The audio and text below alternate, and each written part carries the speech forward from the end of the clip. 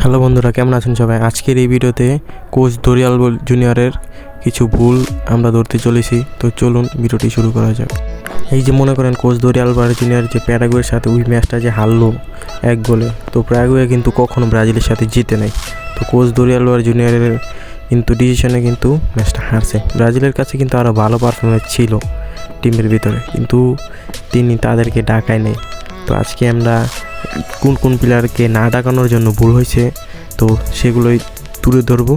তো চলুন ভিডিওটি শুরু করা যাক। ব্রাজিলের কোচের যদি প্রথমেই ভুল দেখি তাহলে রাফিনাকে কেন ডাকানো হলো না? রাফিনা কিন্তু এই সিজনের বেস্ট পারফরমেন্সের প্লেয়ার, তো তাকে কিন্তু ডাকানো উচিত ছিল ব্রাজিলের, তো তাকে কেন ডাকালো না? তারপরে যদি আমরা দেখি তো ব্রাজিলের কুতিনোকে কিন্তু এখন ব্রাজিল ডাকাইতেছেই না। কুতিনো কিন্তু ব্রাজিলের অলরাউন্ডার বেস্ট পারফরমেন্স ছিল একজন প্লেয়ার।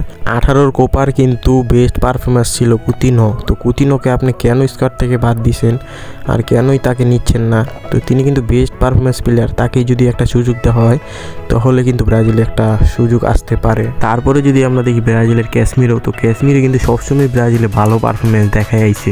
তো আপনি কেন ক্যাসমিরোকে বাদ দিয়েছেন? তো তা আমি জানতে চাই আসলে। তো ক্যাসমিরোকে বাদ দেওয়াটা কিন্তু হইতেছে না, কিন্তু ক্যাসমিরো কিন্তু সবসময় ভালো পারফরমেন্স দেখাইছে। 22 সালের বিশ্বকাপে কিন্তু তার গোলের অবদানে কিন্তু ব্রাজিল ম্যাচটা কিন্তু জয়লাভ করছিল।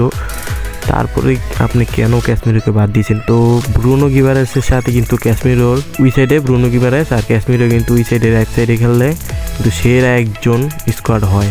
তা আপনি কেন ক্যাসমিরোকে বাদ দিয়েছেন? তো ক্যাসমিরোকে যদি দলে আনা হইতো তাহলে কিন্তু ব্রাজিল থেকে একটা ভালো সুযোগ আসতো। তারপরে যদি আপনারা ব্রাজিলের কোস্তিতে দেখেন, কোস্তিতে কিন্তু ব্রাজিল টিমটাকে ভালোভাবেই সামলায় রাখছিল।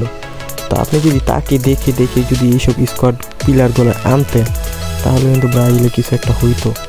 ব্রাজিল এরকম হারা কিন্তু কখনো হারে নাই।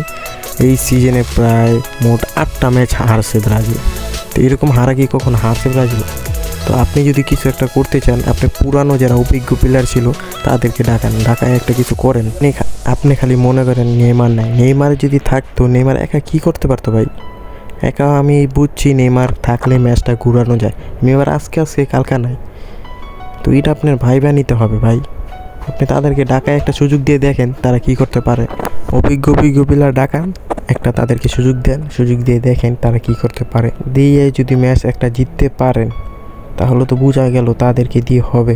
খালি নতুন প্লেয়ারদের খেলালে হবে না, আপনি অভিজ্ঞ প্লেয়ার আনেন, আইনে একটা চান্স দেন, দিয়ে যদি ম্যাচ জিতে তাহলে কিন্তু হয়। আপনি হচ্ছেন ব্রাজিলের নতুন কোচ, তো আপনাকে কিছু একটা করতে হবে, তাদেরকে ঢাকায় দেখতে হবে তারা কিরম খেলে। তো আপনি তাদেরকে ঢাকায় স্কোয়াডটাকে চেঞ্জ করেন। আপনি যদি বিনিকে দেখেন, বিনি কিন্তু দলে কিছুই করতে পারতেছে না, ক্লাবে কিন্তু তার বেস্ট পারফরমেন্স। তো ভালো মিডফিল্ডার যদি না থাকে তাহলে কিন্তু বিনি কখনোই ভালো পারফরমেন্স দেখাতে পারবে না। রিয়াল মাদ্রিদে কিন্তু ভালো মিডফিল্ডার আছে, তাকে কিন্তু বল বানিয়ে দেওয়ানোর সুযোগ আছে। তো তিনি কিন্তু একাই কখনো কাটিয়ে কিন্তু গোল দেওয়াটা দিতে কষ্টকর। আপনি ভালো মিডফিল্ডার আনেন তাহলে কিন্তু কিছু একটা হইতে পারে। অভিজ্ঞ মিডফিল্ডার আনেন, নতুন মিডফিল্ডার হবে না। তো এই ছিল ভিডিওটা। তো শেষ পর্যন্ত যারা দেখছেন তাদেরকে ধন্যবাদ। সবাই একটু প্লিজ চ্যানেলটাকে সাবস্ক্রাইব, কমেন্ট, লাইক করে দিয়ে যান। আর এরকম ভিডিও যদি আপনারা আরও চাইতে চান তাহলে আমি কিন্তু এরকম ভিডিও আর অনেক দেওয়া হবে আমার চ্যানেলে। সবাই একটু চ্যানেলটাকে সাবস্ক্রাইব করে দিয়ে